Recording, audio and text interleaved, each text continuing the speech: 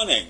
It's Wednesday, March 8th. And when I was a kid growing up in the Bronx, riding the subway was an adventure. And I could take the train down to Times Square with a couple of friends and we'd hang out for a little while and then eat some spaghetti in a restaurant on 42nd Street that cost about 15 cents or 25 cents a bowl, So the subway was a good thing when I was very young. And then when I had to go to work. When I went to work, I belonged to a union. And one of the jobs that they gave me was working for the Miles shoe store in the warehouse at 345 Hudson Street. That was a terrible job, and I eventually got fired because I was a young kid who didn't care about much and got on the boss's nerves. And one night when I was the last guy standing, a truck came in, they wanted me to unload it, and I said, no, it's 6 o'clock, I'm going home, and they fired. And I was glad they fired, because that was a terrible subway ride.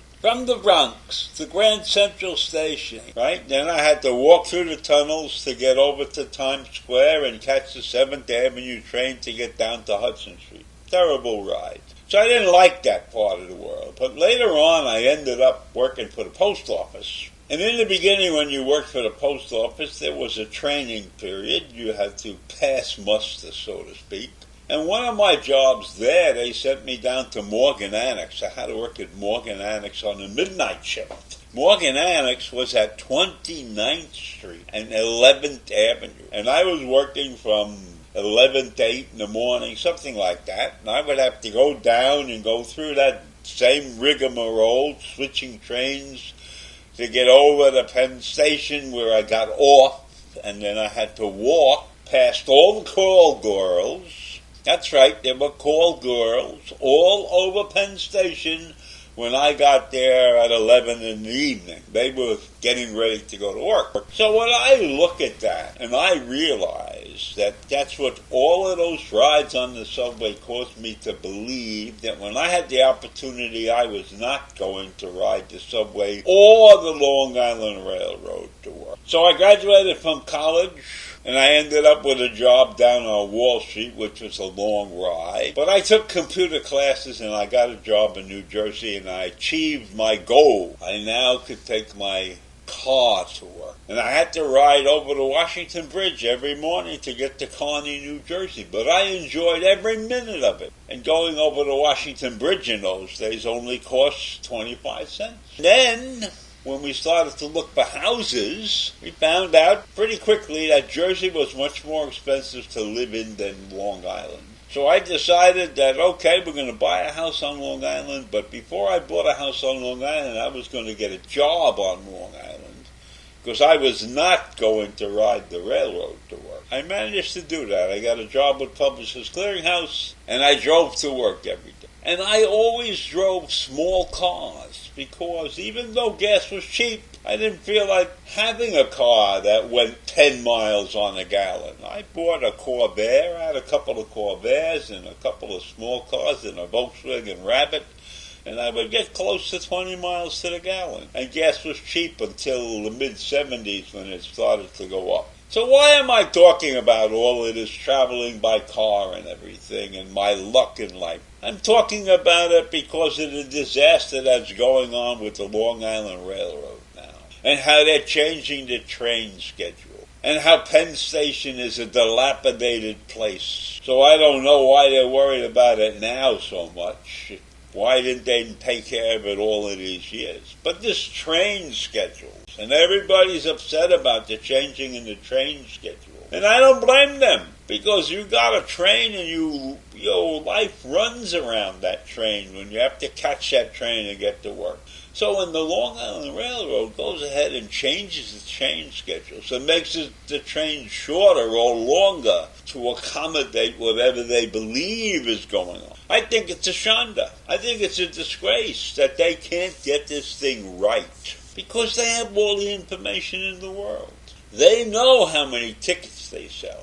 So they know how many people are going on those trains every morning and going to different destinations. Let me tell you about the pricing of those tickets. The pricing of those tickets are based on zones. I think there are 14 different zones, but I'll use my zone as an example. So I live in Smithtown, and Smithtown is in Zone 10. And on our side, we have Kings Park, Smithtown, St. James, Stony Brook, and Port Jefferson Station. And if you take a ride every month, if you buy a monthly ticket and you're going from Zone 10 to Zone 1, it's going to cost you $365 a month, or $129.50 weekly. Now, if you take a ride on the train within the zone, so you go from Port Jefferson, say, to Kings Park, that's $89 a month. So this zoning is very expensive. And when you consider that 300,000 people ride the Long Island Railroad every single day, they're making a shitload of money. And that's half of what is made by the MTA, the Metropolitan Transportation Association, which owns the Long Island Railroad.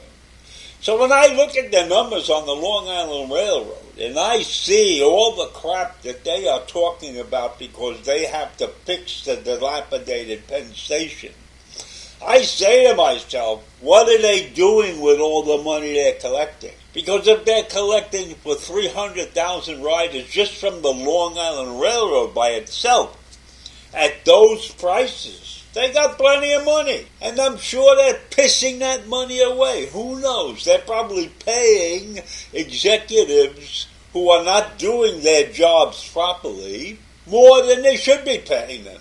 They can get a couple of guys with a couple of laptops and figure this whole thing out.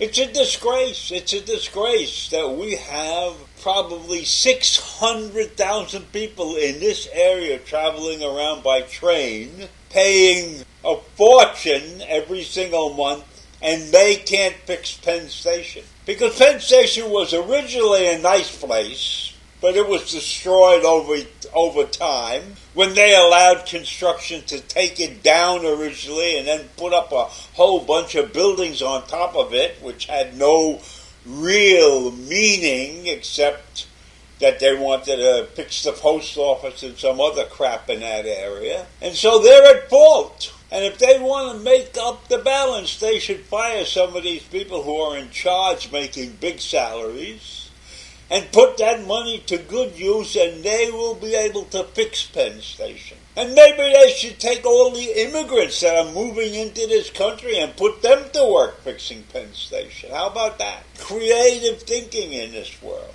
So I leave you with that this morning. The disaster of Penn Station. Have a great day. Bye.